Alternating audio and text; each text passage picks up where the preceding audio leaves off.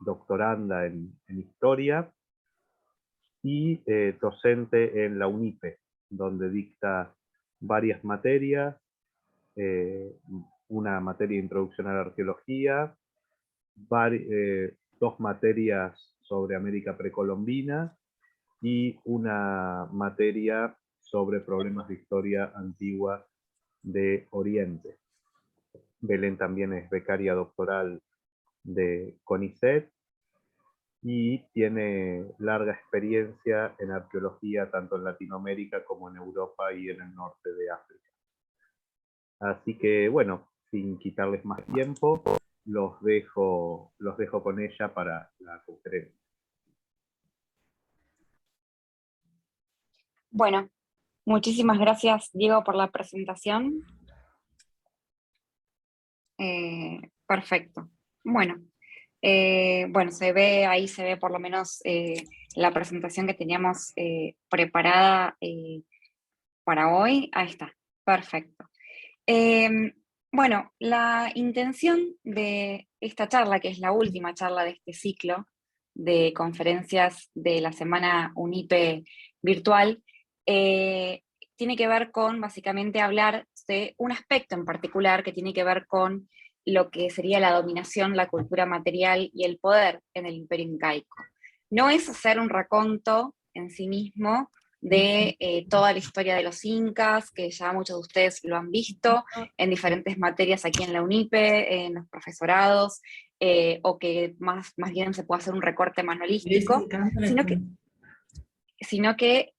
me voy a silenciar, sino que la intención básicamente tiene que ver con hablar de un aspecto particular que tiene que ver con la dominación.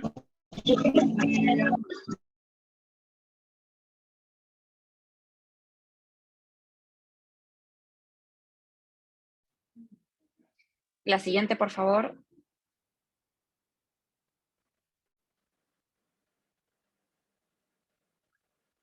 Ahí está.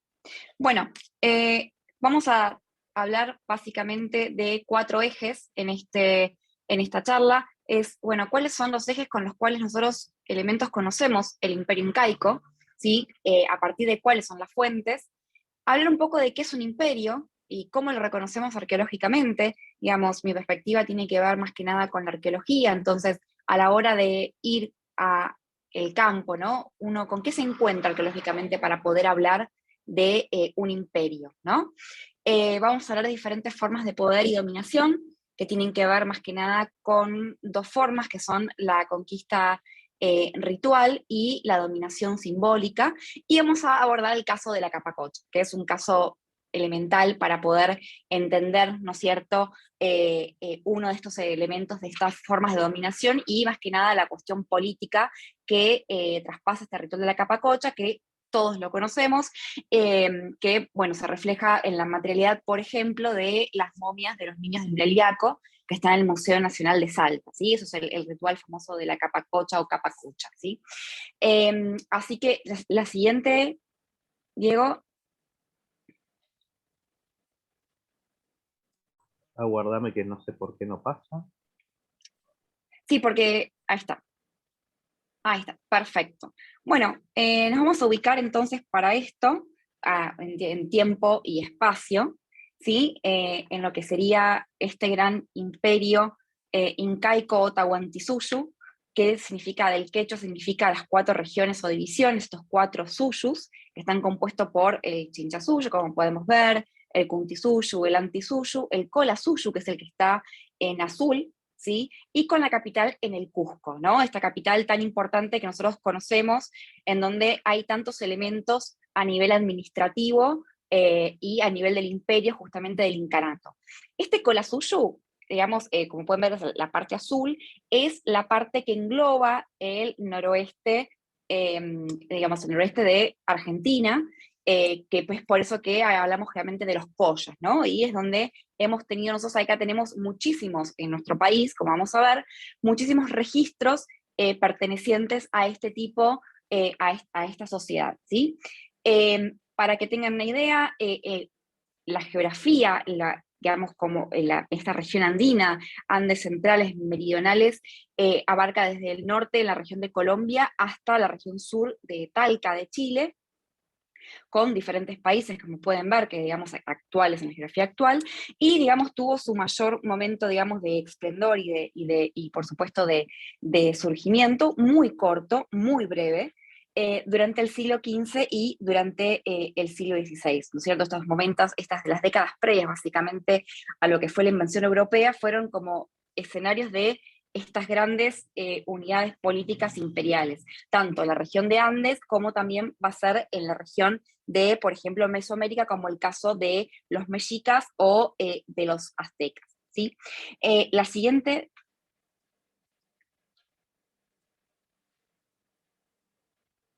Bueno, yendo a ver un poco a cómo conocemos nosotros, con qué fuentes podemos abordar nosotros el registro, ¿no es cierto? Y conocer la historia de estas sociedades del pasado, principalmente, más que nada, el caso de los incas. Bueno, por un lado, por supuesto, la arqueología, que es decir, es el estudio del registro material de las sociedades del pasado, es lo que nos permite justamente poder abordar estas sociedades por medio del registro material, y sabemos que en este caso contamos con cerámica, con estos, por ejemplo, acá vemos en la parte de abajo a la izquierda los aríbalos, estos son las típicas ofrendas que se han encontrado en el caso del volcán Liliaco. Obviamente la arquitectura, ¿no? Un centro tan grande en el Cusco como en el caso de Machu Picchu, ¿no es cierto? O, por ejemplo, adornos y demás, ¿no? A eso nos referimos con la arqueología. ¿Qué pasa? Ya para este momento tenemos cronistas, por supuesto, que en el momento de contacto van a relatar de diferentes ópticas, por supuesto, digamos, podemos discutir mucho al respecto, lo que están viendo desde, por supuesto, su punto de vista, de esta alteridad con la que se encuentran en el momento del contacto. Entonces tenemos muchas crónicas que nos hablan, nos cuentan, nos retratan, nos dibujan diferentes situaciones. Tenemos muchísimas de ellas, pero yo me voy a basar en este caso en una en particular. Digamos, tenemos muchas y también es algo que es extensísimo, en la obra de primer Nueva Crónica y Buen Gobierno de Felipe Guamán Poma de Ayala, que él nace en Cusco, ¿sí? En 1534 y muere en Lima, y tiene una obra que tiene aproximadamente 400 grabados, que va a dar cuenta justamente de este mundo andino y que tenía como destinatario al rey Felipe III, ¿no? Entonces acá vamos a empezar a ver muchas cuestiones, porque Guamán Poma era mestizo. Entonces él también va a retratar al otro de diferente manera, ¿no? Muy diferente a la forma en que lo vamos a ver en otro tipo de fuentes. La siguiente, por favor.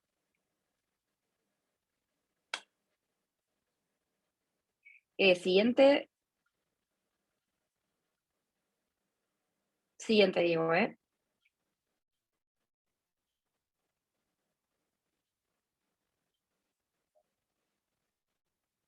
La 8, por favor.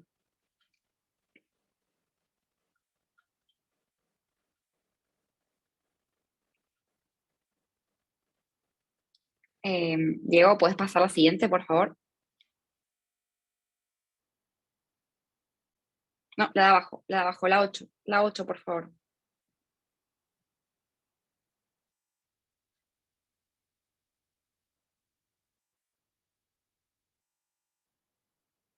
Ahí. Bueno, entonces, perdón estas cuestiones, pero como les contaba a quienes entraron más tarde, hay un problema muy importante con Cybertel y no hay posibilidades de funcionar, así que estamos haciendo una conexión un poco precaria para poder dictar y poder compartir con ustedes esta charla. Bueno, algo muy importante es que a la hora de hablar de imperios, ¿no? Uno es el imperio incaico.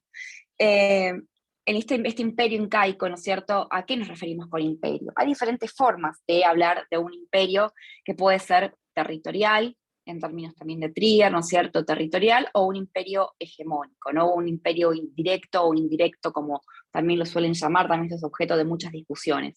Pero básicamente los imperios territoriales, como por ejemplo el caso de los incas, los wari, el imperio romano, por ejemplo, también, tienen más que nada, son más bien expansionistas, tienen más registro material, ¿sí? que podamos observar, y tienen elementos claros para poder identificarlo. En este caso, vamos a ver que hay un dominio territorial muy grande, generalmente con ejércitos permanentes, hay una ostentación directa, ¿no es cierto?, desde las provincias, y hay un elaborado programa más que nada de construcción y de incorporación de diferentes pueblos que pueden ser, vamos a ver, sometidos o no, de qué manera, a su dominio territorial, ¿sí? Entonces, en este caso nos encontramos con el caso de lo que sería el Tahuantinsuyo, ¿sí? El caso de los incas. Muy diferente va a ser como el caso de Mesoamérica, en el caso de estas ciudades-estado, o estos imperios hegemónicos, que van a ser muy diferentes a lo que vamos a ver en el caso de los incas. Ahora, la siguiente, Diego, por favor. Bueno, cuando uno habla de este imperio incaico, ¿no? Uno puede tomar muchísimos modelos a la hora de poder analizarlos. Vamos a tomar básicamente algunas teorías de diferentes trabajos para poder hablar exactamente cómo poder identificar estos antiguos imperios. El Tahuantinsuyo o el imperio incaico, ¿sí? No surge de la nada, surge de estructuras sociales anteriores, como lo que serían, digamos, las sociedades, las configuraciones Wari, las configuraciones Tiwanaco, y sobre esas configuraciones sociales, estructurales, políticas, simbólicas y a su vez arquitectónicas, es sobre lo cual se va a montar, digamos, lo que nosotros conocemos hoy como imperio incaico, que de una forma u otra, en muy pocos años, se va básicamente a expander muchísimo, ¿sí? Entonces, a la hora de hablar de cómo identificar estos imperios antiguos arqueológicamente, vamos a partir de este modelo de Arkush-Stanish, donde también vamos a ver que el punto de partida tiene que ver con el tamaño urbano, ¿sí? Y con la gran complejidad, y con las proclamaciones materiales de la ideología imperial, ¿no? Que va a ser una de las formas de cohesionar a justamente todo este gran imperio, este gran Tahuantinsuyo, de forma ideológica, ¿sí? Por medio de la ideología, sin recurrir a la dominación, digamos, por medio de la vía de la violencia o por medio de la guerra. Vamos a ver un poco esto. La siguiente, Diego, por favor. Entonces, estos modelos van a hablar más que nada de por un lado, la detección o la visualización de grandes capitales imperiales, como en este caso el Cusco, ¿sí? Grandes complejos imperiales con mucha, digamos, mucha población, vemos militarismo. Esto se va a ver justamente en el caso de los incas, justamente con los Aucarruna. Hay una glorificación del rey o del estado, es decir, el Inca es el hijo del sol, hay una glorificación misma, ¿no es cierto? Y tenemos la exposición y la propaganda de esta ideología imperial, que ahora la vamos a ver con un caso paradigmático que va a ser el caso de la capacocha, ¿no? También lo mismo se ve, por ejemplo, esta proclamación de la ideología para otras ciudades, como por ejemplo también puede ser Mesoamérica, pero en este caso para estos antiguos imperios se va a ver de forma enfatizada muy fuerte. Diego, la siguiente, por favor. Bárbaro. Bueno, otros de los elementos del modelo tienen que ver con la dominación de un territorio, que claramente lo vemos con la expansión de este Tahuantinsuyo, donde tenemos un intercambio económico entre la capital y las diferentes provincias. Es por eso que eso podemos ver en territorio actualmente argentino, del noroeste argentino, por ejemplo, la región de Mendoza, San Juan y todo el noroeste argentino, por ejemplo, muchos elementos que son típicos de lo que sería el estilo incaico, real, o sea, todo cusqueño, que llega a estas regiones o imitaciones que llegan a estas regiones porque hay un constante intercambio a nivel tributario y a nivel, digamos, simbólico, ideológico con las diferentes provincias. Esto que va a llevar consigo, por supuesto, un control político. ¿Esto por qué medio se va a hacer en el caso, ¿no es cierto?, incaico? Bueno, como yo les mencionaba y cómo lo vemos, con la aparición de estos bienes encontrados en diferentes lugares que dan la pauta, como por ejemplo el famoso Puente del Inca que conocemos en Mendoza, o el Capac Miam, este camino incaico que sabemos que es, digamos, un camino anterior, utilizado también por los incas, reutilizado hoy en día, pero son elementos que nos dan la pauta de esta infraestructura de la construcción imperial que está, digamos, avanzando por todo este gran Tahuantinsuyo, y que tiene que ver más que nada con la imposición de tributos, ¿sí? La imposición y cooptación de las élites, imposición del tributo y la recolección, por supuesto, y administración de estos tributos. Para eso es necesario poder hacer una gran construcción a nivel imperial de diferentes elementos a nivel de infraestructura que ahora vamos a empezar a ver. La siguiente, Diego, por favor.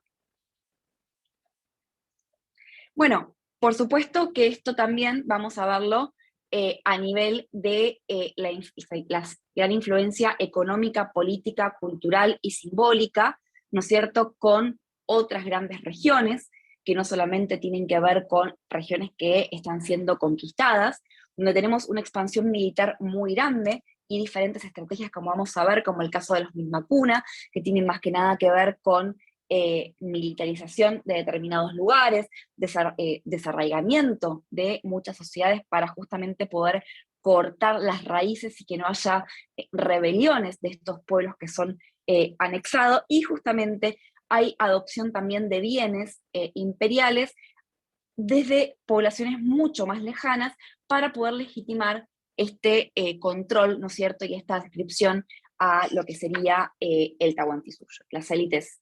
La siguiente, Diego, por favor. Bueno, entonces a la hora de ver un poco esto arqueológicamente, hemos visto que tenemos esta instalación, como veíamos viendo en este modelo, la instalación de fortalezas a lo largo de las fronteras, grandes fortalezas como por ejemplo la de Sacsayhuamán, y una red vial muy grande para mantener la seguridad, poder, digamos, recopilar, este tributo, poder almacenarlo, lo que sería el famoso camino del Inca, que conectaba ya previamente, es pre-incaico, se reutilizó y se expandió en momentos incaicos y actualmente se sigue utilizando en la actualidad para poder conectar diferentes regiones. Imagínense la gran fuerza de trabajo necesaria para poder llevar adelante justamente este tipo de grandes fortalezas. La siguiente, Diego, por favor.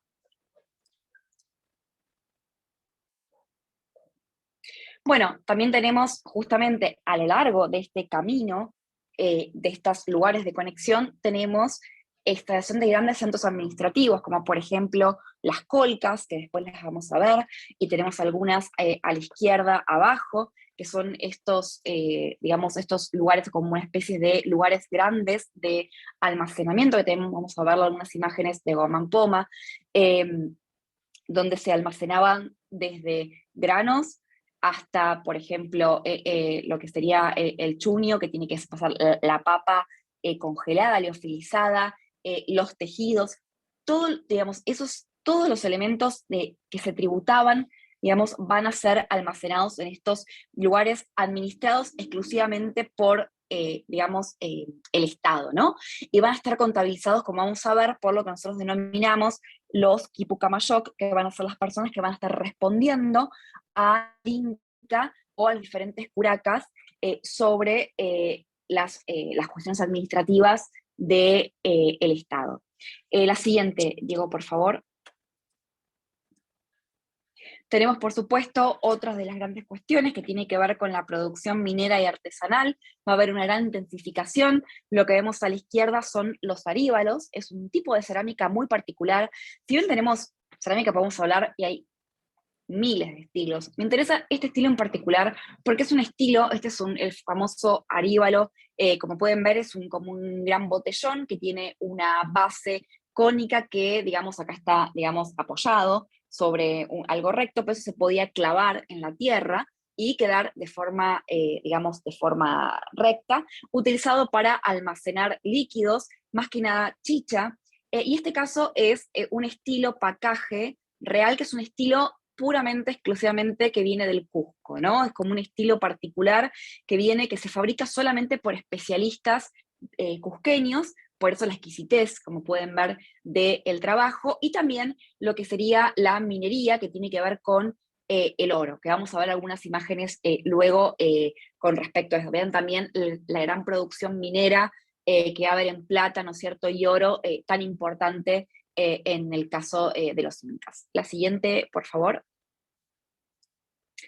Bueno, algo importante es que también, junto con esta intensificación de la cuestión, digamos, minera y artesanal en términos también de las vestimentas, todos los que son tejidos, aparecen dos cuestiones que son importantes y van a ser la base fundamental de lo que sería la economía del imperio incaico. Por un lado, la producción agrícola y por otro lado, la cría de camellos. La producción agrícola va a estar más que nada enfocada en lo que sería, por un lado, el maíz, que ahora vamos a ver un poco, y por otro lado, más que nada, lo que son tubérculos. En lugares de altura, los tubérculos como por ejemplo la papa, más que nada, o la oca, ¿no es cierto?, van a ser, o la yuca, van a ser elementos muy importantes a la hora de la subsistencia. Pero el maíz va a ser el elemento principal, porque el maíz tiene la posibilidad de poder almacenarse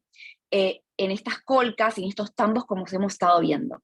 Lo que ven a la izquierda y en diferentes imágenes son las terrazas. Estas terrazas son las famosas terrazas de cultivo. ¿Y por qué se utilizaban terrazas? Las terrazas más que nada tienen que ver con que el maíz no se podía cultivar en cualquier región. El maíz es muy delicado para poder, digamos, para poder cultivar, y tiene un gran valor alimenticio y un gran valor, como ya les mencionaba, en cuanto a la conservación, y más que nada para la producción de chicha. Entonces, en aquellas tierras que son necesarias, o sea, que son aptas para lo que sería la producción del maíz, lo que se han hecho son, por medio de grandes obras de ingeniería, que hoy llamamos terrazas, y que actualmente, si alguien de ustedes ha viajado a algún lugar, al Cusco sobre todo, pero algún lugar también del noroeste argentino, o algún lugar del Perú, seguramente las han visto en millones de lugares, o las han estudiado también, ¿no? Son estas construcciones aterrazadas que lo que hacen es justamente, por medio de la irrigación o percolación del agua de lluvias, que empiece el agua, por supuesto, a ir percolando de terraza en terraza y ganando el espacio justamente a la sierra, a la montaña, ¿no? Es un espacio ficticio que se construye, como pueden ver acá, y que son típicas de los escenarios, por supuesto, cusqueños, y tan típicos, ¿no? Y que actualmente, como les digo, se siguen utilizando. Por otro lado, también van a ver que en la producción de la cría de camellos tenemos las llamas. Las llamas son muy importantes, no solamente por, digamos, la carne, que tiene mucha proteína, sino también por el abono. El abono va a ser elemental para poder, digamos, abonar estas tierras, para la fertilidad de los suelos, para las lanas, bueno, como les expliqué, la carne, los productos derivados y sobre todo el carabanino.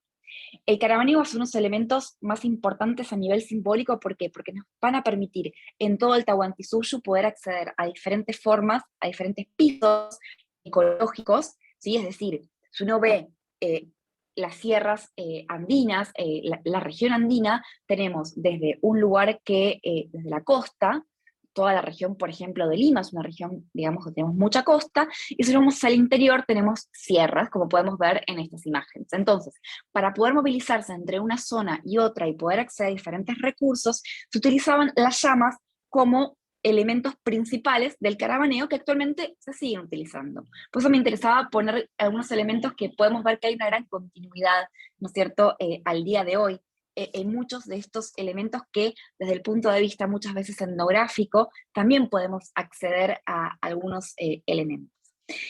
Así que, y también las llamas, creo que algo es muy importante, van a revestir de un carácter sagrado, que ahora vamos a ver en el caso de la capacocha.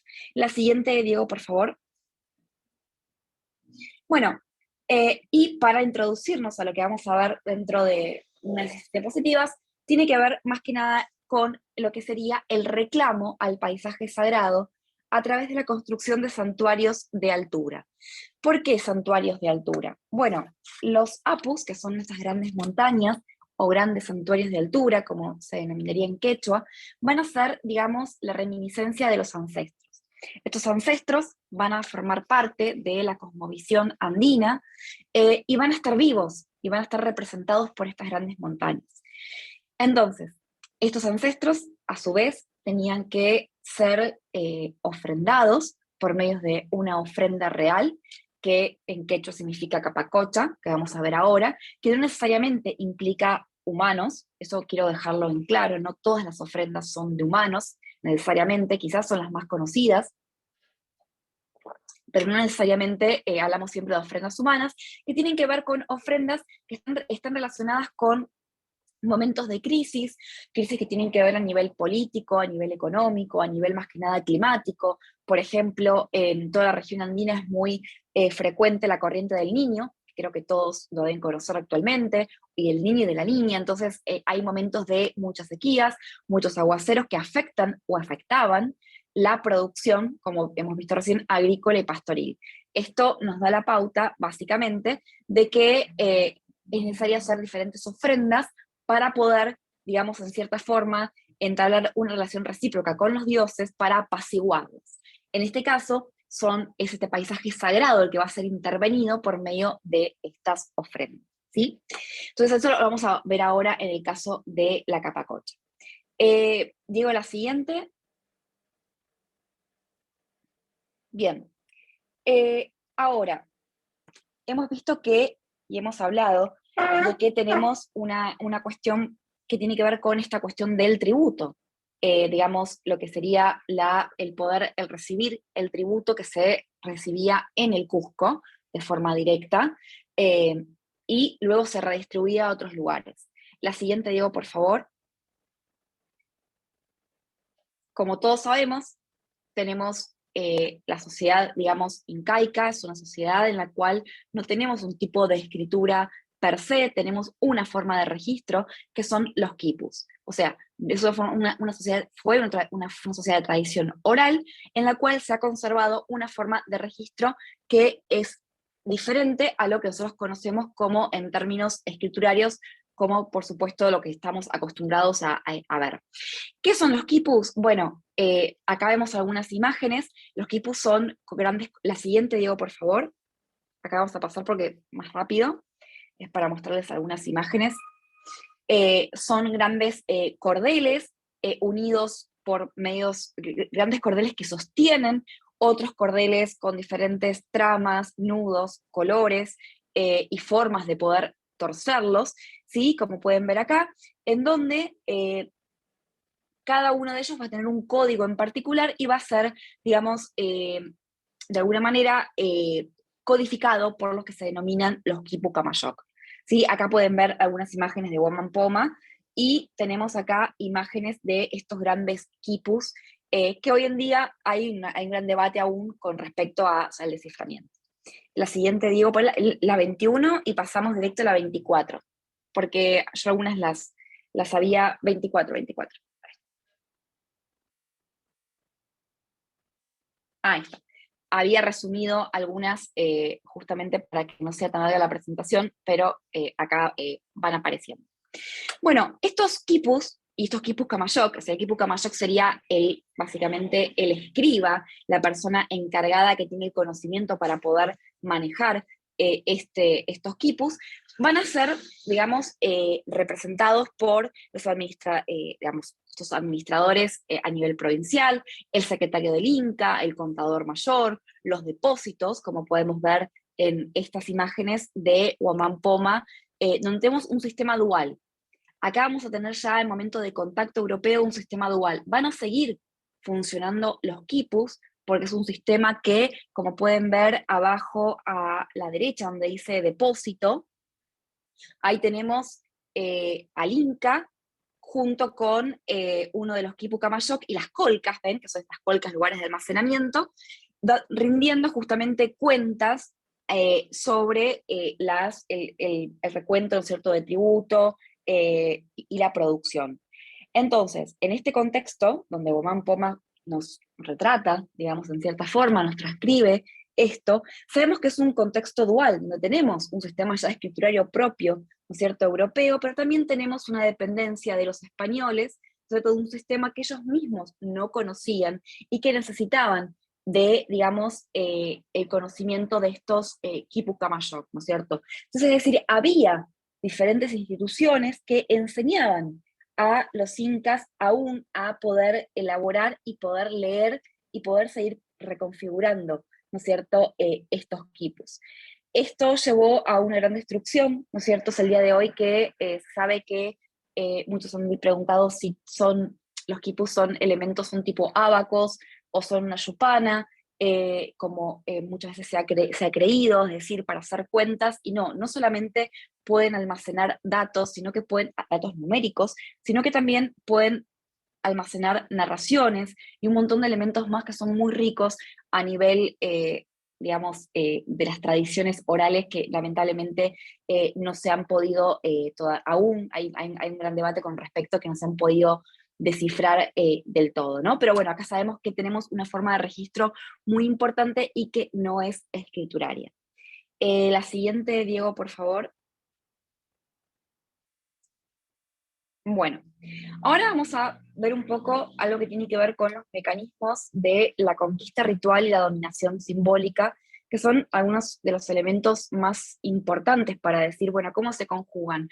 Todo lo que estuvimos viendo de un estado, un imperio centralizado en el Cusco, con redes de interacción muy bien acabadas, muy bien pulidas, un sistema de registro no escriturario que llevaba el recuento justamente de un sistema tributario, pero a su vez esto requiere de una especie de dominación, ¿no es cierto?, que puede ser, no solamente tiene que ser por vías de la violencia o el sometimiento, que tiene que ver con la conquista ritual y con la dominación simbólica en la anexión de nuevos territorios.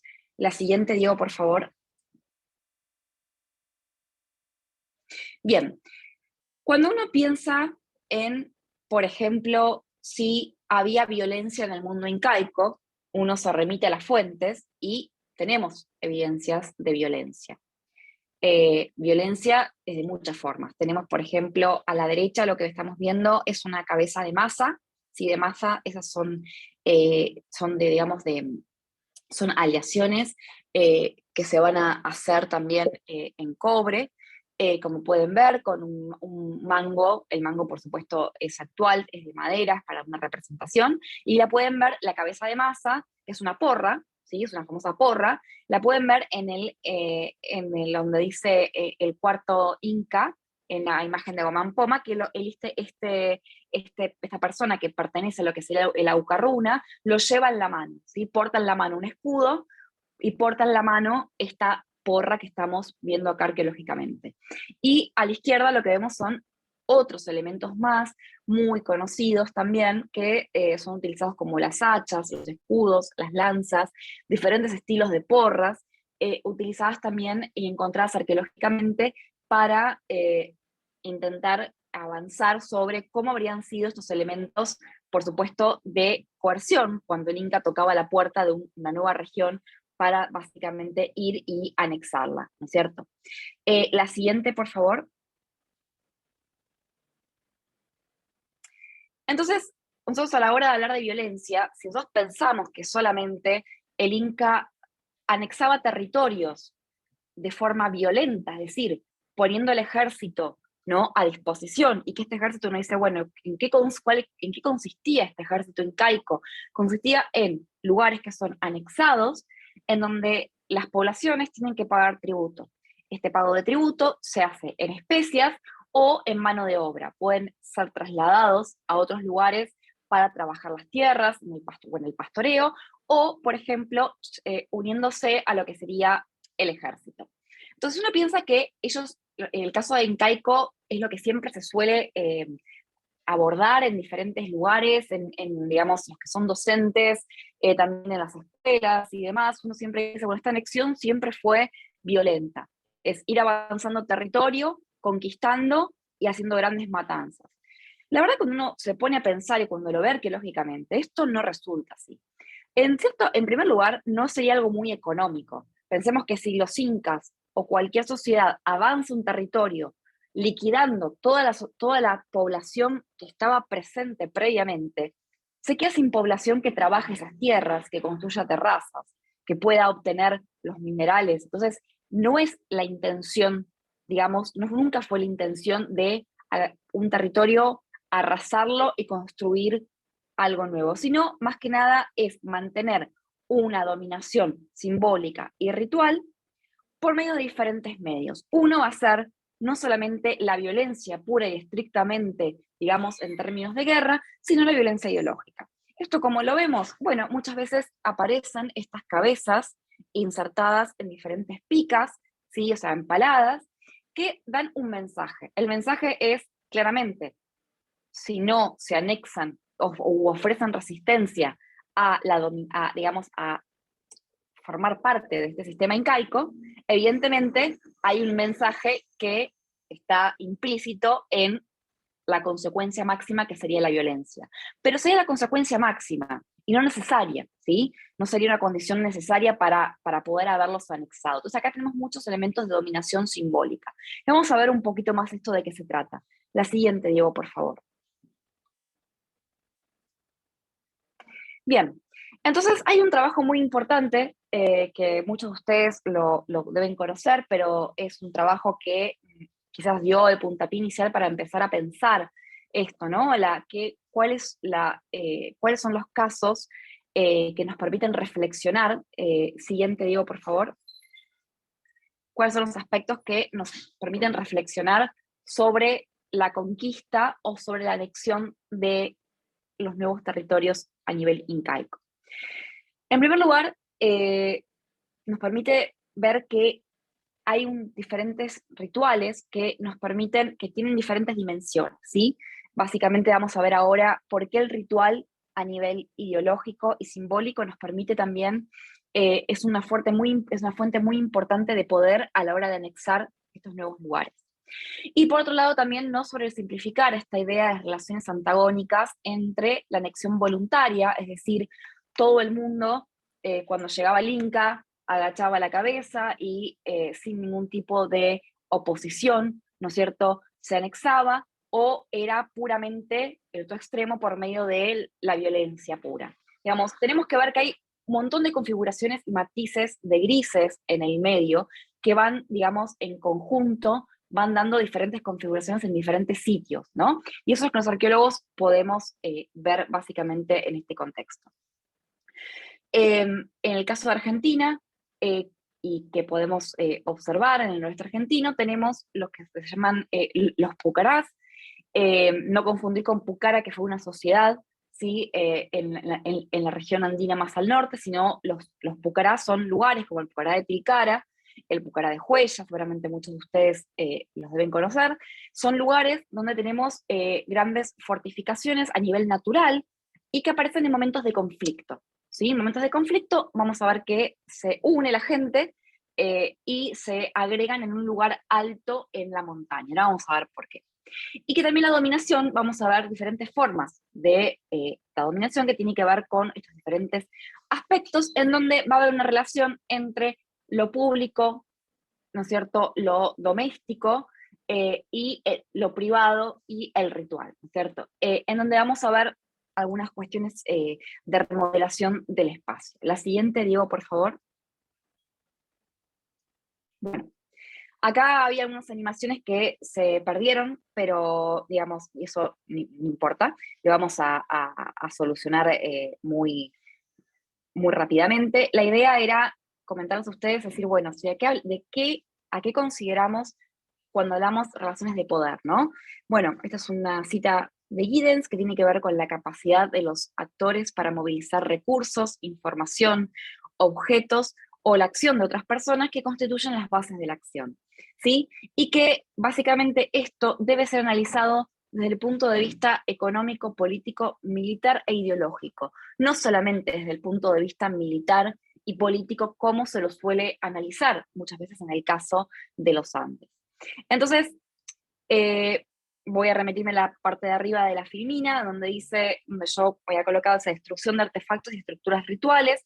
Empieza a haber en el registro arqueológico mucha destrucción de lugares que tienen que ver con las huacas locales. Las huacas locales son estos lugares sagrados. Una huaca puede ser una plaza, que es un lugar de reunión a nivel social, puede ser una montaña, puede ser hasta una piedra, puede ser una huaca.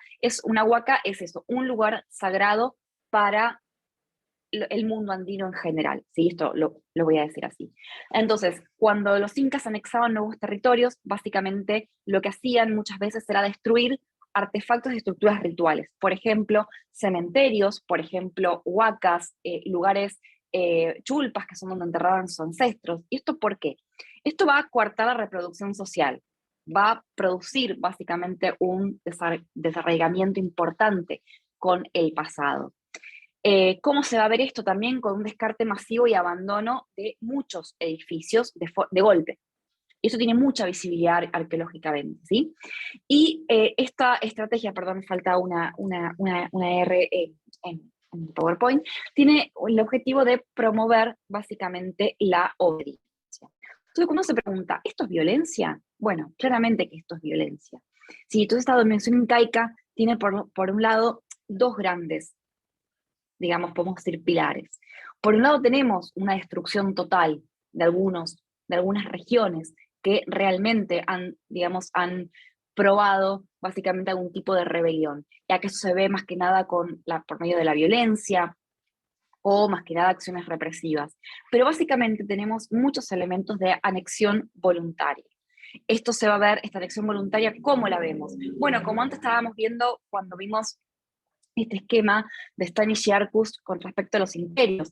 Anexión voluntaria en términos del pago del tributo, que tiene que ver con la mita, el desarraigo masivo, es decir, muchas veces se necesita mano de obra para trasladar a otro lugar por cuestiones más que nada económicas, o también para desarraigarlas y desestructurar justamente este pasado, desarraigarlas de este pasado que es tan importante, ¿no? En el caso de las comunidades andinas. También con la explotación, ¿no es cierto?, de tierras, y con, básicamente, muchas veces hay una continuación de digamos, de la adoración de diferentes deidades o de las huacas locales. No siempre van a ser destruidas por completo. Y esto va a permitir que, de alguna forma, haya una especie de, no que haya una voluntad de anexión al imperio incaico per se, pero sí, en cierta forma, hay una protección recíproca que garantiza, por supuesto, el acceso a diferentes recursos y también estos diferentes recursos que proceden de estos diferentes pisos ecológicos que estábamos viendo antes, producto, ¿no es cierto?, de lo que sería el caravane. Entonces, ¿esto cómo lo vemos? La siguiente, Diego, por favor. Bueno, ¿cómo lo vemos? Vamos a ver un caso que tiene que ver el caso, por ejemplo, Pucará de Tilcara. Acá lo podemos ver, que es la provincia de Jujuy. Ustedes pueden ver que el Pucará es una zona muy alta. Muchos de ustedes lo deben conocer. Acá tenemos algunos de estos lugares en donde también se unen, ¿no es cierto?, muchos elementos a nivel arquitectónico, a nivel social. Hay cementerios, son grandes poblados que se hacen en áreas muy elevadas en momentos de conflicto. La siguiente, Diego, por favor. Y acá podemos ver otro elemento, que es el que vamos a ver ahora, que tiene que ver con el complejo también de los amarillos. Este complejo de los amarillos, lo que yo les quería comentar, primero mostrarles que es un pucará, es que tenemos una forma muy clara de observar esto que estamos hablando de la dominación ritual y la dominación, digamos, ideológica en estos casos. Acá tenemos, pueden ver el caso en el mapa, en donde está el Pucará de Tilcara, donde se encuentran ubicados los amarillos hacia el norte del Pucará de Tilcara, y esta región de los amarillos, estudiada por Nielsen y Walker, lo que ha arrojado es que hay diferentes componentes. Aquí llamamos componentes en arqueología, es decir, hay una presencia preincaica, que llamamos complejo A, y hay un componente incaico que vamos a llamar complejo B. Entonces, en el complejo A, que es el que vemos en la imagen de la derecha arriba, vamos a ver que había una gran plaza, que son estos grandes lugares de reunión a nivel social, de grandes congregaciones sociales y demás, donde tenemos un gran espacio que alberga gente, tenemos lugares de cobertizo, algunos fogones en particular para hacer ofrendas. Esta famosa caja empotrada en el piso tiene que ver con una ofrenda fundacional a este lugar, y tenemos sepulcros, como pueden ver, ¿sí? Hay una plataforma elevada de tierra, y va a haber diferentes lugares con también accesos y entierros de diferentes partes humanas. Estas partes humanas están puestas allí justamente como la reivindicación y depósito fundacional de estos grandes lugares sagrados para estas sociedades preincaicas, es decir, que habitaban esta región previo a la llegada de los incas o de la dominación o anexión del territorio incaico. Ahora bien, ¿qué sucede cuando llegan los incas? ¿Por qué, digamos, todo esto que estamos hablando de anexión voluntaria o no, es lo que sucede con el caso de la dominación ritual? Como pueden ver abajo, en la foto de abajo a la derecha, lo que ustedes pueden ver es que cuando en este famoso componente B o complejo B incaico, es que llegan los incas y básicamente van a remodelar todo este espacio. De un espacio que pasa a ser público, completamente público, ven el de arriba, que es un lugar abierto, tiene gran visibilidad, tiene que ver con una gran congregación de gente, gente que se reúne en una gran plaza, que se ven, ¿no es cierto?, que da esta idea de comunidad imaginada. Lo van a dividir, lo van a acercar con diferentes muros, lo van a vedar el paso, van a quitar a este lugar que era un espacio, de ser un espacio público con gran visibilidad, va a ser un espacio privado de uso doméstico y con muy baja visibilidad, es decir, ya se transformó en una especie de gran recinto doméstico que está restringida el acceso a las personas, con lo cual también teníamos sepulcros, ¿no es cierto? Teníamos también depósitos fundacionales y elementos sagrados. Por supuesto, esto va a desaparecer. ¿Y cuál es la característica más grande que tiene?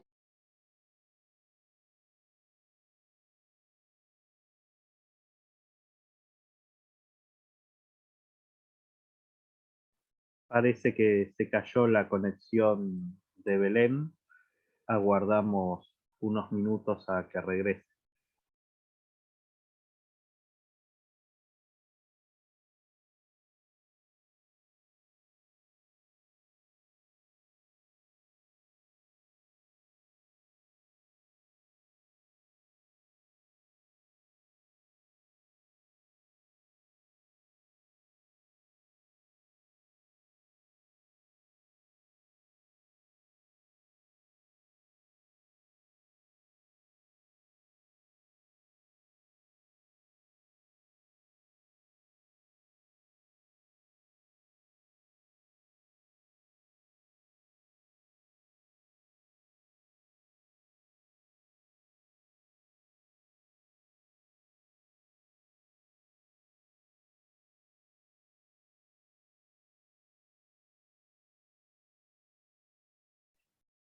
Ahí regresó Belén, está todavía silenciada, parece. ¿Se escucha ahora, Diego? Y ¿Se ahora sí. escucha? Perdón, me eliminó de la reunión. Entonces acá lo que vemos claramente es cómo por medio de esta destrucción ritual, más que nada es una destrucción ritual de este componente y estas raíces pre-incaicas, por medio de una destrucción por fuego, que el fuego también es muy visible, se hace una gran remodelación de un nuevo sector, de una nueva región, que conlleva justamente a la destrucción de las bases ideológicas y las raíces propias, nativas de esa región, digamos, en pos de justamente poder anexar este territorio, con lo cual acá vemos claramente uno de estos ejemplos que tiene que ver con la conquista ritual y la conquista ideológica, ¿no? Entonces, ahora, Diego, pasá directamente a la número 35 directamente. Ahí está. Vamos a ver ahora también cómo se relaciona esto, ¿no?, con lo que venimos hablando en el caso de la capacocha y con la ritualidad, ¿no es cierto?, de estas ofrendas a las grandes montañas, o en el caso a los apus. La siguiente, Diego, por favor. Bueno, como veníamos viendo hasta recién, por un lado tenemos esta conquista, ¿no es cierto?, ideológica, que tiene que ver con, digamos, con el desarraigo o la obliteración, ¿no es cierto?, de estos esquemas previos, que no siempre sucedían, pero acá tenemos un claro ejemplo de que sí sucedió y que se puede dar de diferentes maneras,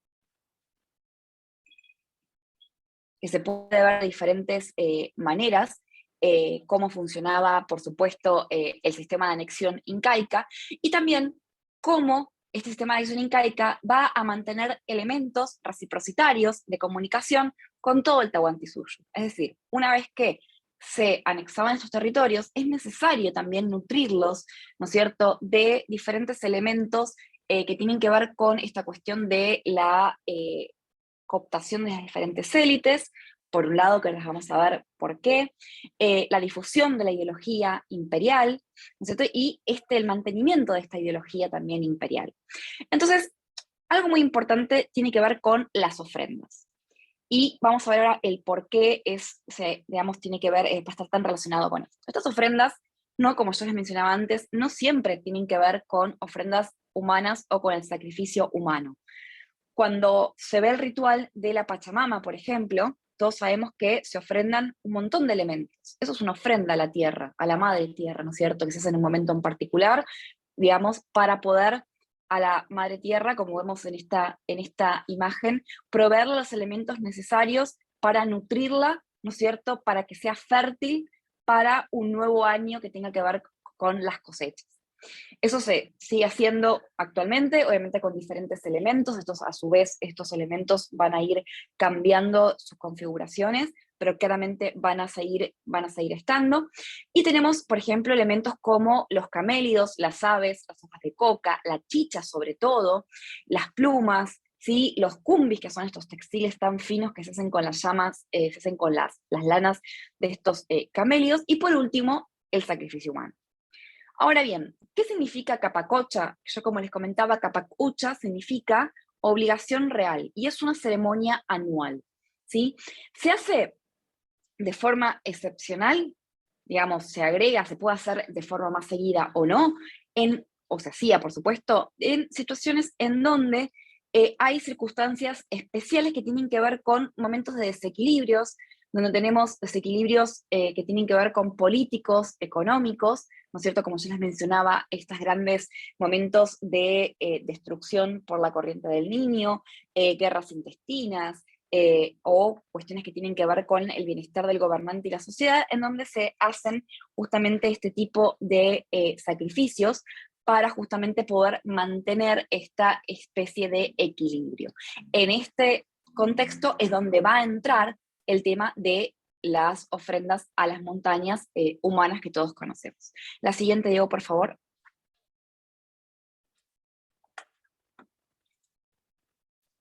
Bueno, en los sacrificios sabemos que, digamos, uno piensa en sacrificios, y yo lo que los invito ahora es a pensar, ¿no es cierto?, desde otro lugar, ¿no es cierto? No, digamos, uno piensa en la violencia que conlleva, por ejemplo, el caso de esta ofrenda de niños a las montañas, pero quiero que tratemos de ver el componente ideológico y simbólico tan importante y político, sobre todo, que esto conlleva. Digamos, en primer lugar tiene que ver es un homenaje, esta ofrenda tiene que ver con rendirle tributo a una divinidad. Esta divinidad, esto tiene que ver más que nada con la idea de la reciprocidad de los Ailus. Estos Ailus son estas grandes familias que van a estar, son muy grandes, que van a derivar de lo que sería, van a derivar de una paraca real, de un antepasado en común, que muchas veces puede ser mítico, y que, digamos, hacen grandes festividades y se mantienen de cierta forma como un cierto corporativismo, en donde tienen acceso común a la tierra, a los recursos y a los antepasados. Este dar no es un dar individual, sino es un dar colectivo para poder recibir. ¿Recibir qué? Recibir justamente fecundidad de la tierra, recibir justamente paz, recibir un montón de elementos que sean necesarios para poder continuar con la reproducción social de la vida, ¿sí? Y eso que va a incluir, muchas veces va a incluir dar muerte a un ser humano o a un animal. ¿Y cómo lo vemos arqueológicamente? Lo vemos por medio de la iconografía, vemos por medio de las fuentes documentales, de estos, básicamente de estos cronistas, del contexto de la Capacocha en sí mismo, y de los restos humanos. Vamos a ver ahora un poco esto de qué se trata. La siguiente, Diego, por favor. Bueno, acá tenemos una de las fuentes, ya que vamos a ir abordando un poco una por una. Obviamente que uno de los indicadores que hemos estado hablando es el caso de las fuentes, como el caso de Sarmiento de Gamboa, quien dice, llegó el Inca por Pachacutic al Cusco, dice, triunfó e hizo fiestas por la victoria. ¿Sí? Y porque se halló que le había venido un hijo, al cual llevó ante el sol, y se le ofreció y le puso nombre Topa Inca Yupanqui. Y en su nombre ofreció muchos tesoros de plata y oro al sol, y los demás oráculos también, ¿no es cierto? Y a las demás huacas, e hizo además sacrificios de Capacocha. Es decir, ofreció un Inca, o sea, el Inca, Pachacutic, que fue al Cusco, ofreció fiestas para la victoria y además ofreció un hijo, ¿sí? Para el sol, tributo al sol, ¿sí? Y tributo justamente además a la Capacocha. Acá tenemos también que estas huacas, estos lugares sagrados, como menciona acá este casamiento de Gamboa, no es que cualquier niño o cualquier persona estaba destinada a ser sacrificada porque sí, o que eran cautivos, o que, digamos, realmente eran producto de saqueos de diferentes poblaciones a otras. Todo lo contrario, son ofrendas en todo sentido. ¿Sí? Son muchas veces, como vamos a ver ahora, van a ser niños que van a estar en un lugar especial, donde van a tener una crianza especial, para poder ser, digamos, purificados, con comillas lo estaría diciendo en este momento, para poder ser, digamos, ofrendados a los dioses. La siguiente, Diego, por favor. Acá tenemos una frase, una cita que me parece muy interesante a la hora de hablar de cómo hoy consideramos la Capacocha. Uno de los grandes autores que trabaja el tema de la violencia, ¿no? Y pues tenemos que pensar si esto es violencia o no es violencia, ¿no? Es algo que se podría a debate, ¿no?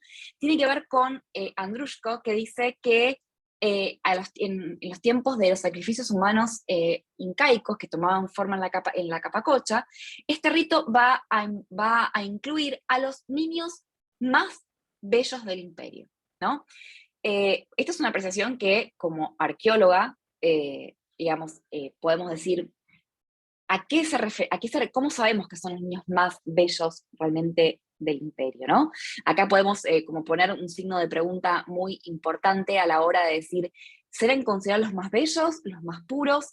Pero no es que eran los niños más bellos del imperio, eran aquellos niños que eran más puros en términos de hijos de quiénes eran muchas veces, y cómo era la crianza durante los años previos a esta ofrenda a los dioses. Diego, pasá por favor y poné la número 44. Entonces, acá tenemos uno de los casos más emblemáticos, ¿no? Que tiene que ver con esta Capacocha, como estamos viendo, que tenemos en este caso a la doncella. Creo que muchos de ustedes habrán visto, habrán conocido el Museo Nacional de Salta, alberga la colección actualmente con la muestra de restos humanos tan discutida actualmente con los niños, ¿no es cierto?, encontrados en el volcán de Uriayaco, que están momificados. Esta momificación se hace por medio de lo que se denomina liofilización. Es una momificación, la siguiente, Diego, por favor. Es una momificación natural, es decir, no es artificial en términos de, por ejemplo, momias como las egipcias o como las chinchorro que se encuentran en Chile, sino que, digamos, claramente por cuestiones de conservación a nivel ambiental, lo que se hace es una deshidratación de los tejidos y el congelamiento de los tejidos. Eso es lo que hace que se conserven de esta manera. Se han encontrado, como ustedes bien saben, en 1999 un grupo andinista viajó justamente, digamos, en medio de una excursión al volcán Llullaillaco, y dan cuenta de determinadas estructuras en la cima y de algunos elementos que le dan la pauta de que existen arqueológicamente algunas tumbas. Ahí pueden ver en las imágenes, digamos, puntualmente dónde se encuentra el volcán Liliaco, pero este no es el único lugar donde se ejecutaba el ritual de la capacocha, sino que la capacocha también se hacía, como vemos acá, en diferentes cerros, el Cerro del Toro, el Cerro del Plomo, en la región de San Pedro de Atacama, digamos, hay muchos elementos más. Quizás este es el más emblemático a nivel internacional, digamos, por la gran digamos, semblanza que ha tenido. La siguiente, Diego, por favor. Estando ya a 6.000 metros, digamos, con respecto al nivel del mar, se pueden vislumbrar este tipo de recintos, son típicos recintos pircados que se han encontrado, que dan la pauta claramente de una actividad antrópica, o sea, digamos, podrían pasar actuales corrales, pero no, dado que estamos a 6.000 metros del nivel del mar y, digamos, no es algo común, en donde, la siguiente, Diego, por favor. Se han encontrado estas 3 momias que todos conocemos, pertenecientes a niños que están muy bien, digamos, ataviados con diferentes cumbis, es decir, estos tejidos finos, ofrendas, como pueden ver, tienen ofrendas en oro, como se pueden ver en la parte de abajo central, ofrendas en oro, mezclados con textiles. Arriba lo que hemos visto, ¿se acuerdan antes que les mostré de Inca Imperial? Es pequeñito, es una miniatura. O a la derecha una llama, tan característica, ¿no es cierto?, como yo les comentaba, a nivel sagrado, hecha en mushu o spondylus, que es un tipo de concha o caracol que viene de la región de la costa y que lo que está hablando es de movilidad. Es un elemento, es un bien de lujo, es un bien de prestigio que solamente estaba asociado a contextos de la élite. Si ustedes han visto las imágenes anteriores, hemos visto a la doncella o también la pueden ver acá, con, digamos, muchos elementos que adornan su cuerpo, y además muchas trenzas, es decir, están ampliamente elaborados la confección de estos fardos funerarios, ¿no? La siguiente, Diego, por favor.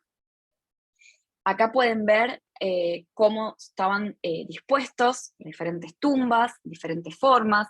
La más conocida es la doncella, se la domina de esa manera porque es una niña de aproximadamente 15 años, que pareciera que estuviera durmiendo. Y acá pueden ver un poco, en estas imágenes, son 45 estructuras de estilo incaico y más de 145 objetos de ofrendas, en los cuales tenemos, a ver, Diego, a la siguiente, por favor. Entre estos tenemos elementos de oro, como les decía, plata y mushu o spondylus. Vean acá las pequeñas llamitas, hay llamitas también en oro. La siguiente, Diego, por favor. Esto es parte de lo que es el ajuar funerario, es un ajuar muy rico. Lo de arriba a la izquierda es un quero, es una típica forma cerámica, digamos, andina muy importante, incaica y preincaica también. Lo de abajo a la derecha es el famoso plato pato, para los que conocen un poco de lo que sería el estilo de cerámica incaica, y las típicas llamitas y elementos en plata, como podemos ver, que son exquisitas, son elementos, como les digo, solamente que tenían acceso muy pocos, y son depositados todos en estos grandes rituales. La siguiente, Diego, por favor. Bien, ahora, ¿qué podemos, más allá de que tenemos las fuentes arqueológicas que nos hablan, ¿no es cierto?, de diferentes momias, no solamente de niños, sino también hay momias de adultos en estos contextos, pero no tan elaboradas como estas a nivel de los ajuares. Por otro lado, contamos con, como vimos antes, con diferentes crónicas, como el caso de Huamampoma, o como el caso de Garcilaso, que hemos visto en donde aparecen elementos que nos hablan de estos rituales. ¿Y esto en qué consiste? Acá tenemos imágenes de Huamampoma, que está mostrando por un lado, en un lado se pueden ver a la derecha, cuando este tributo a los muertos, ¿no?, la fiesta de los difuntos, dice la imagen de la derecha abajo, que es cuando se sacan, digamos, a los jefes de estas panacas reales, a estos antepasados se los saca, ve que es un cadáver, se los toma de estos lugares y se hacen diferentes ofrendas. Y van a ver en las imágenes del centro y de la izquierda, van a ver niños y llamas que están siendo adorados, están siendo ofrendados a una montaña. Lo que ven ahí tienen como una estructura vertical, eso es una montaña, eso es un Apu. Y lo que ven arriba, que ven como un círculo, una persona como englobada en cuclillas en un círculo, eso es la forma en que Gomán Poma retrató estas ofrendas de la capacocha, ¿sí? Como ustedes pueden estar viendo acá. Ven que en la primera de arriba hay un niño, una mujer ofrendando un niño, y en la segunda hay una familia ofrendando una llama. En verdad, esa es una historia muy, muy especial, en donde justamente hay un hombre que dice que la llama es lo único que tiene, lo más sagrado que tiene, y que la va a ofrendar justamente a los apus en un contexto de sequías o en un momento de bastantes desequilibrios sociales. Eso para que entendamos que una llama es realmente algo muy sagrado, ¿no? Y acá vemos también abajo, como pueden ver que dicen ídolos y huacas, abajo directamente aparecen una mujer ofrendando un niño y también ofrendando un animalito, en este caso. La siguiente, Diego, por favor. Bueno, pero todo esto, como yo les mencionaba, digo, no solamente a nivel de reciprocidad simbólica tiene que ver con solamente apaciguar a las huacas y apaciguar a los dioses y pedirle justamente, digamos, la prosperidad económica y política en cuanto al futuro, ¿no? Si esto más que nada va a tener que ver con cuestiones políticas muy importantes. En primer lugar, hay una secuencia redistributiva. Los niños que son enviados al Cusco, son niños, niñas y mujeres jóvenes para este sacrificio, son enviados de los diferentes suyus, recuerden que lo vimos en la primera filmina, los 4 suyus son enviados al Cusco, ¿sí? Pueden ser hijos de los curacas, que los curacas serán los jefes locales, o niños que por revestir determinada fuerza asociados justamente también al Inca y demás, son enviados a un lugar en particular en donde van a viajar de sus suyos al Cusco. Luego de un tiempo, estos niños van a ser alimentados, muy bien alimentados, eso lo podemos ver con estudios de isótopos estables, que se pueden ver que hay un tipo de alimentación especial, digamos que es muy diferente a alimentación, digamos, del resto de la sociedad. Son niños que han sido como preparados y purificados, son vueltos otra vez desde el Cusco, enviados a estos 4 suyus para ser sacrificados por estas huacas locales. Eso que va a hacer que sea necesario un despliegue muy grande de una comitiva que salga del Cusco hacia estos diferentes lugares, como os digo, anualmente muchas veces, con los especialistas que van a estar preparando a estos niños, van a estar preparando el ritual, van a estar preparando todas las ceremonias que van a conllevar este viaje, ¿sí? De miles de kilómetros, y a su vez todo lo que conlleva la materialidad, es decir, los amuletos, todo lo que hemos visto que tiene que ver con el ajuar, que van a estar volviendo al Cusco, ¿sí? Entonces, en este caso va a haber un intercambio, no solamente entre el Inca y las huacas, sino entre el Inca y los diferentes suyus, estas diferentes 4 partes del Tahuantinsuyo. La siguiente, Diego, por favor. Entonces, acá lo que vamos a tener es que las fuentes históricas y la dinámica, más que nada interétnica, que implica la participación de grupos, no solamente procedentes del Cusco, sino también locales, lo que nos van a permitir observar una dimensión simbólica y política de la capacocha. La siguiente, Diego, por favor.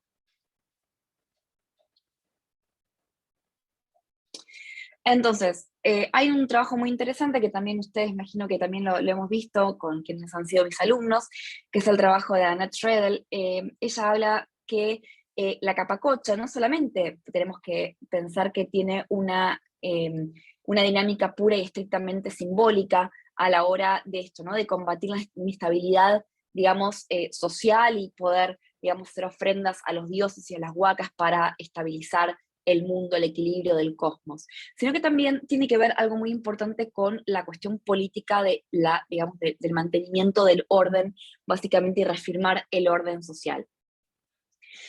Acá también lo que va a haber es una apropiación de cultos y de los santuarios sagrados de altura, es decir, por ejemplo, pensemos en el caso del local Yuyaliaco, que son a nivel local, con la autoridad sagrada, o sea, un pacto entre el incanato, o sea, el Inca del Cusco, y las autoridades locales, ¿no es cierto?, que están gobernando por ejemplo, el caso del Collasuyu, en el caso de nuestro país, para que, digamos, para poder entablar determinadas relaciones que van a estar en ciertas formas subordinadas a la autoridad, ¿no es cierto?, del Inca.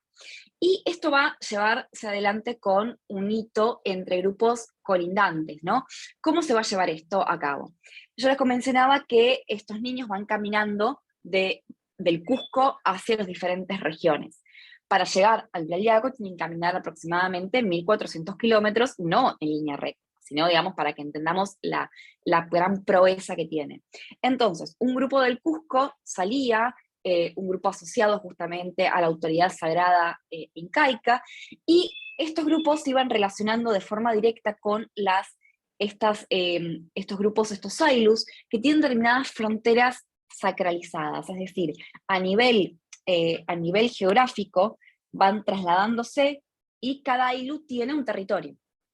Ese Ailu va a formar parte de esa peregrinación, y cuando exceden, digamos, la frontera de ese Ailu, lo que se hace es digamos, justamente es repactar esta frontera sacralizada, porque esto se trata justamente de un oráculo, y se pasa a, digamos, la negociación y la participación de las otras comunidades, digamos, subsiguientes a nivel geográfico. Entonces uno piensa como en línea recta van pasando. ¿Esto qué implica? Que hay una constante negociación política y de reconocimiento político, por un lado, de las fronteras sagradas, de los pactos que se hacen con el Cusco y la reafirmación justamente de los curacas locales que se legitiman por medio de este tipo de relaciones, y la negociación política, ¿no es cierto?, que van a existir entre los grupos locales y el Estado. Es decir, cuando vemos esta es la última, Diego, ya no hay más. Bueno, no hay más, la otra yo la había sacado directamente. Por si quieres dejar de compartir pantalla o querés poner la primera. Entonces, básicamente, nosotros sabemos que todo lo que hemos visto hasta ahora, que tenga que ver con esta dominación ritual y simbólica, vemos cómo de diferentes formas esto comienza a tener mucho más sentido a la hora de hablar de estos rituales, por supuesto que no solamente buscan, digamos, mantener el equilibrio del cosmos, de la fertilidad, ¿no es cierto?, de la prosperidad agrícola y pastoril, sino mantener también justamente digamos, la prosperidad a nivel en términos políticos, económicos, simbólicos, por diferentes medios, y donde la conquista ritual y el uso del ritual, por supuesto, de la capacocha, va a ser elemental para entablar lazos con las comunidades locales y mantener esta dominación constante y comunicación directa, por supuesto, con todo el Tahuantinsuyo. Pensemos, como ya hemos visto, desde Colombia hasta la región del sur de Chile, ¿no es cierto? Es la forma de poder, digamos, mantener, que es mucho más eficiente que la dominación en términos de la conquista por la guerra o por medio de la violencia. Por supuesto que después queda en discutir, ¿no es cierto?, cuando uno dice, bueno, ¿esto es violencia, no es violencia? Bueno, es otra forma de dimensión, ¿no es cierto?, simbólica de la violencia, pero bueno, ahí esto es donde la idea es un poco abrirlo a la discusión. Así que, bueno, ese era un poco el cierre de esta idea. Así que si tienen preguntas, plenamente pueden hacerlas, pueden abrirle el micrófono, pueden comentar por el chat. No hay ningún, me encantaría poder recibir algún tipo de ver a alguien del otro lado que lamentablemente no se estaba pudiendo ver por el problema técnico que estoy teniendo.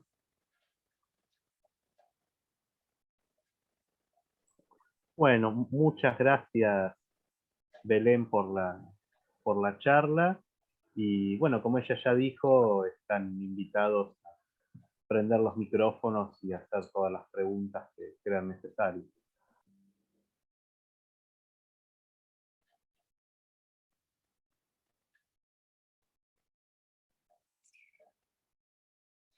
Creo que hay una pregunta en el chat, no la llego a ver, Diego, si vos la podés por ahí.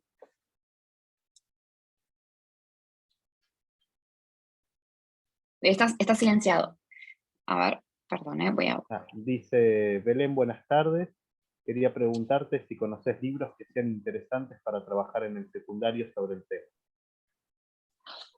Sí, después lo que puedo hacer, Daniela, es te dejo mi mail y te puedo pasar bibliografía justamente para trabajar en esto. Me parece súper interesante.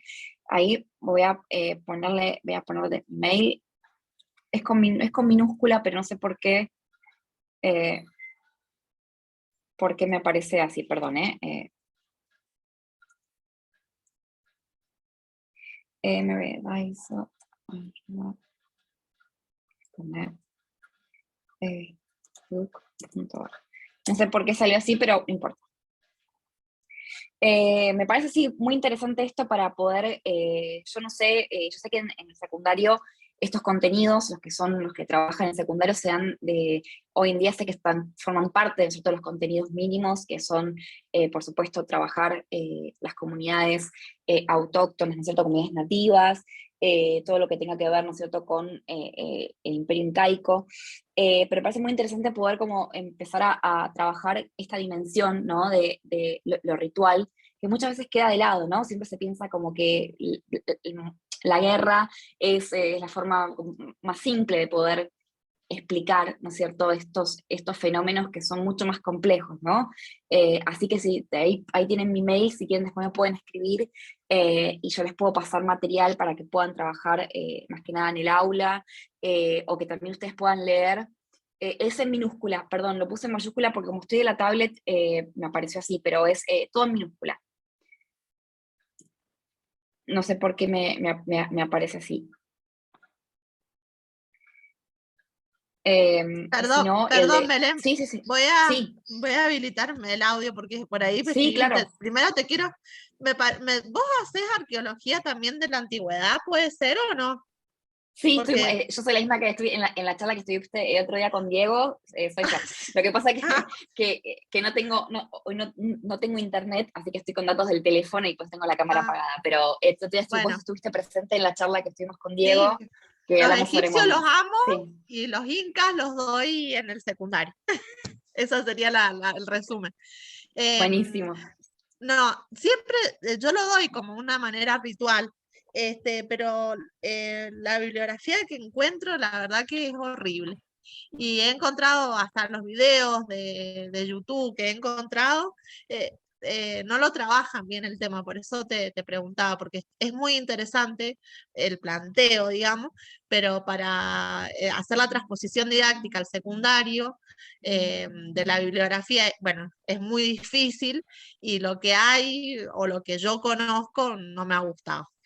Por eso te hacía la Claro, pregunta. sí, sí, eso me parece eso muy, muy interesante justamente por eso, porque no hay, digamos, bibliografía que aborde estos elementos, estas dimensiones, ¿no? Siempre es como que estas cuestiones se van dejando de lado, no son contempladas, no se complejizan, me parece muy interesante para repensar muchas cosas, ¿no? Y también para repensar cuando muchas veces este caso, ¿no es cierto? Yo no sé si lo ven, el caso de la capacocha, ¿no es cierto? Cómo se ve en las escuelas, ¿no es cierto? Me parece muy interesante para reflexionar sobre muchísimos aspectos que pueden llevar una charla aparte, ¿no? Me parece eso muy, muy importante, pero si quieren ustedes, lo que yo puedo hacer es, me escriben y yo después les puedo pasar información.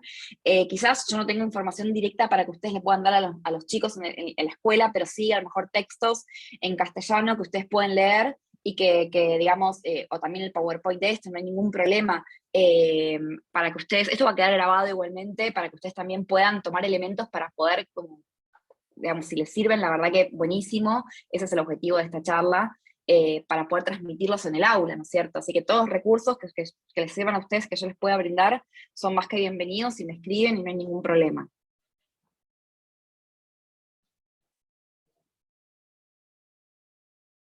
Genial, muchas gracias. De nada, Daniela.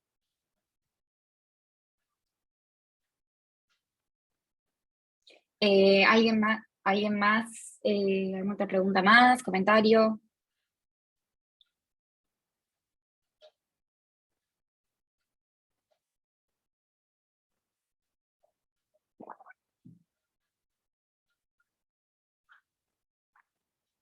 No.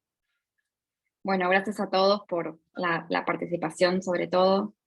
Eh, Así que, como ya les había dicho, me escriben los que necesitan material, y por supuesto que eso me parece un marco muy interesante para poder trabajarlo en las escuelas, ¿no es cierto? Y con una visión diferente que también es aplicable a muchos otros contextos, ¿no es cierto?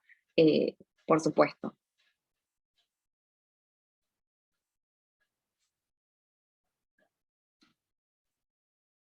A ver si ahora puedo prender la cámara, porque antes tenía miedo de quedarme sin, bueno, no sé cómo se ve, qué se ve, pero antes tenía miedo de quedarme, perdón, tenía miedo de quedarme sin internet porque estábamos usando datos, pero bueno, salió por suerte todo bien. Perdón esa desprolijidad, pero bueno, por lo menos la charla pudo cumplir. Salí a ver caras amigas, hola Carlos, hola Héctor, Griselda. Bien. Hola, profe. ¿Qué tal, Hola Belén? Griselda, ¿cómo estás? ¿Qué tal? Qué lindo verlos. Igualmente. Bueno, ya con algunos de ustedes, con Héctor sobre todo, hemos visto con alumnos hemos trabajado algunas de estas cuestiones, así que bueno, ellos están un poco más al tanto, hemos profundizado bastante más igualmente en este caso, así que bueno, les agradezco muchísimo por haber participado. Sí, Carlos. No, quería comentar que nosotros en la materia que sigue, que es colonial, también vemos Guamán Pomayala, y el tema de que es una figura sumamente controversial, porque en realidad todo lo que dice de sí mismo o es agrandado o es deformado, pero es muy interesante que él cuenta que él cuando hace una visita acompañando a un eclesiástico a lo largo del territorio, digamos, él interroga a los ancianos de cada comunidad, y de hecho en uno de los dibujos él aparece con los ancianos, lo único que él se Sí, viste como si fuera un sobrino del Inca, uno, más o menos, lo cual él se posiblemente viste no haya como uno sido más. eso. Claro, No, exacto, pero claramente, sí. Nosotros él era una bueno, persona pobre. exacto, nosotros lo hemos visto también bueno, con los que han cursado conmigo la materia de grado bueno, en caso de Héctor y demás, lo hemos visto justamente esto, ¿no? De cómo él se autopercibía, ¿no es cierto? Pero es muy importante para entender el fenómeno de la capacocha, son los elementos que tenemos, es un elemento que, digamos, que como arqueólogos nos aporta muchísimo, ¿no es cierto?, sobre esto. Por supuesto lo tomamos con muchas pinzas, ¿no es cierto?, no como una verdad absoluta, pero sí es muy interesante eso, y esa imagen que decís vos, donde está el retratado, que está justo en el medio, ¿no es cierto?, retratado Sí. como uno más de ellos, ¿no es cierto?, que Ujú. claramente dudamos que haya sido así, claramente. Sí, tal claramente. cual. Y lo otro que me llamó la atención cuando vos te explicabas es esto de ahora estar cuidándose de la cultura de la cancelación respecto a los sacrificios humanos y cosas que sucedían en otras etapas de la historia, donde nosotros tenemos que ser instrumentos de la explicación de eso y de la interpretación, pero no, digamos, no juzgarlo desde parámetros actuales, que de hecho el año pasado, con esto no, el anteaño, con el tema del quinto centenario de la conquista de Tenochtitlán, empezó un debate, digamos, Sí, furioso sí. entre hispanistas e indigenistas, donde interpretaban ambos la historia. O sea, los hispanistas decían, no, Cortés llegó para liberar a México porque todos los demás pueblos estaban sujetos a los sacrificios, y después los indigenistas decían todo lo contrario. Y en realidad, bueno, eso de ponernos nosotros e enseñarles me interesó mucho esta docente que recién habló, enseñarles, digamos, a los estudiantes que hay que posicionarse en otro lugar, más allá de que cada uno tenga su corazoncito, obviamente. O sea, uno no puede dejar de simpatizar con, no sé, con las etnias indígenas sometidas. Pero más allá de eso, uno tiene que brindar una explicación, y me pareció excelente la manera en que lo explicaste. Yo había cosas que no conocía realmente, incluso el nombre de estos sacrificios, no conocía el nombre mismo. Lo que a lo mejor me hubiera gustado saber un poco más es sobre los mitimaes, o sea, sobre los desplazamientos de población, porque, bueno, esa era otra de las dinámicas de los imperios en general, porque Diego lo sabe, los babilonios, esto de correr, hasta los romanos en algún momento, correr poblaciones de un lado al otro para poder sojuzgarla de una manera más eficiente, digamos. Claro, bueno, dos cosas voy a decir al respecto, Carlos. El objetivo un poco también, o sea, unos objetivos, cual yo, por ejemplo, en la materia de grado, trabajamos puntualmente este tema a la hora de poder entender intentar interpretar. Nosotros no podemos ver, no tenemos una óptica, por supuesto no podemos irnos al otro extremo, pero poder acercarnos a cuestiones simbólicas, ideológicas, de las cuales qué sucedía, ¿no es cierto?, con estos sacrificios. Muchas veces uno a priori escucha, ¿no?, qué barbaridad, qué barbaridad, qué barbaridad, ¿no? Pero cuando uno lo ve desde nuestra óptica occidental, tampoco pretendo justificarlo ni nada, pero sí empezar a poner como de relieve un montón de aspectos, ¿no es cierto?, que muchas veces por no conocer se dejan de lado y que podemos como discutirlos, y eso me parece como muy rico a la hora de transmitirlos desde el aula en la universidad o en los colegios. Y en segundo lugar, esto el tema de los mitimaes, claramente los apus, ¿no es cierto?, estas montañas que también Obampoma las muestra, ¿no?, como algo tan importante, claramente también había como una fascinación con la muerte, ¿no?, porque era algo, este extrañamiento que tenía, hizo que muchos de sus grabados de forma recurrente lleven a mostrar estos difuntos, o cómo esta relación entre los vivos y los muertos, ¿no? Pero tiene que ver más que nada con que en una montaña, ¿no? Estas montañas, estos apus, están estos antepasados. Si una sociedad o un grupo, ¿no es cierto?, que está viviendo en determinado lugar, ¿no es cierto?, es desarraigado, se lo llevan, lo trasladan, claramente ya no tiene una relación directa con la tierra, con sus antepasados. Sus antepasados no están ahí, sus huacas no están ahí, su tierra no está ahí. Eso hace básicamente una pérdida claramente de la identidad, de la pertenencia, y se estructura con cualquier tipo, por supuesto, de rebelión, ¿no es cierto?, que puede llevarse a cabo, ¿no? No es lo mismo estar en un lugar estructurado y demás, sino que como que claramente estas raíces, al romperse, son muy fuertes desde la perspectiva ideológica incaica. Hay una imagen que hemos visto donde había dos soldados, dos miembros, ¿no es cierto?, del incanato, llevando en una litera una momia que estaba de frente, digamos que se notaba que estaba como esqueletizada, ¿no? Esas son las grandes momias que en determinados contextos eran sacadas de las chulpas y eran llevadas como del contexto de la muerte al contexto de los vivos. Se hacían grandes ceremonias de chicha, como una gran comensalidad a nivel social en estas grandes plazas. ¿Por qué? Porque estaban arraigados y asociados a estos antepasados. Esto después nuevamente eran vueltos otra vez a colocar en estas chulpas. Sí, eso, digamos, claramente este tipo de estos mitimaes, en primer lugar, era política, digamos, el objetivo de moverlos tiene que ver con esto, y también a nivel de formar parte también de lo que sería el ejército, o lo que sería digamos, de cierta forma, la mano de obra que formaba parte de la violencia también, ¿no es cierto?, o que garantizaba la violencia por parte del incanato, ¿no? Eso es lo que se puede, digamos, más que nada observar. Y me parece muy importante más que nada en términos ideológicos, ¿no?, cómo ese desarraigo conlleva esto, ¿no? O sea, rituales como la capacocha se pierden por completo, porque ya no son sus antepasados a los cuales están rindiendo tributo, ¿no es cierto? Sí, lo interesante es que cuando llegan los españoles, lo primero que hacen, la estructura eclesiástica, ¿no?, es hacerles quemar las momias. Sí. Porque es una manera de abolir por completo los cultos anteriores. Sí, sí. Sí, hay un caso muy interesante, que es que en uno de los cementerios, no me acuerdo, unos cementerios que está en Lima, aparece, por ejemplo, obviamente en época de españoles, cuando se enterraban, ¿no es cierto?, a las poblaciones locales, tenían que ser a usanza, por supuesto, ¿no es cierto?, de ese estilo. Y hay muchas, cuando yo hablo de rebelión, ¿cómo uno puede ver arqueológicamente el tema de la rebelión, ¿no? ¿Cómo podemos ver el tema de resistencia? Más que nada, más que rebelión, es resistencia.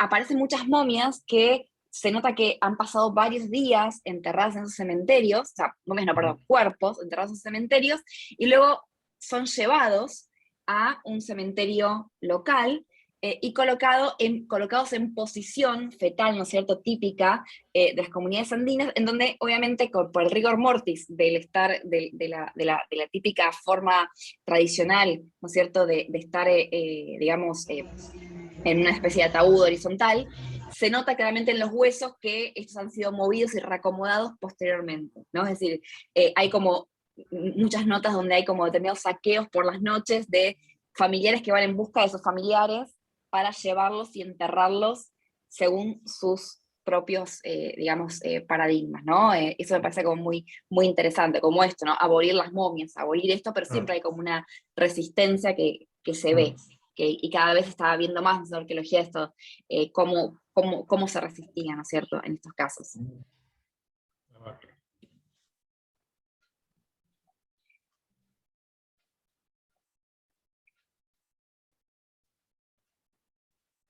Bueno, ¿alguna pregunta más, comentario?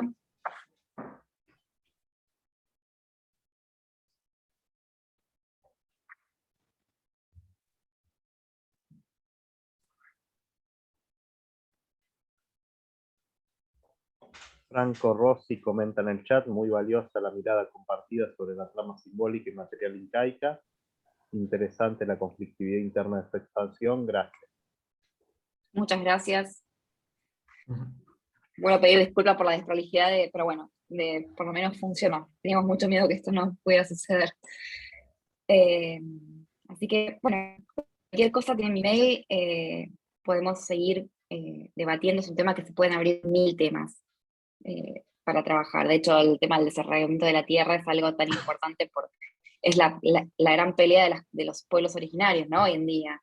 El por qué esta conflictividad con la tierra no tiene solamente que ver con cuestiones económicas, son cuestiones que van mucho más allá de eso, ¿no? Tiene que ver con estas tradiciones también, ¿no? A los antepasados, a las raíces, que quizás muchas veces es como que nos cuesta observar.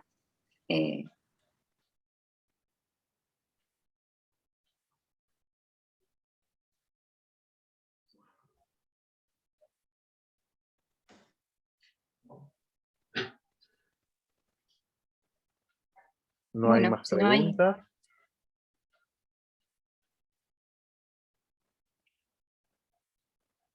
Bueno, si no hay más preguntas, podemos terminar. Un aplauso para Belén. Y bueno, y de paso agradecerles también por haber venido a la semana UNIPE. Vi que varios de los presentes estuvieron en muchas de las charlas, así que muchísimas gracias por haber asistido. Esta semana Muchísimas empezaron los gracias. exámenes, por lo tanto fue también. difícil estar en todas las que uno hubiera querido, ¿no? Exactamente. Sí. Pero bueno. Sí. Así que valoramos mucho que estén acá, muchísimas gracias. Y qué lindo ver caras conocidas. Muchas gracias. Así que, la verdad que sí. Ojalá nos Muchas veamos gracias. presencialmente pronto. Sí. Bueno, muchísimas gracias a todos y a todas. Chao, saludos. Chao, profe. Chao, gracias. Hasta luego. Chao. Chao. Chao.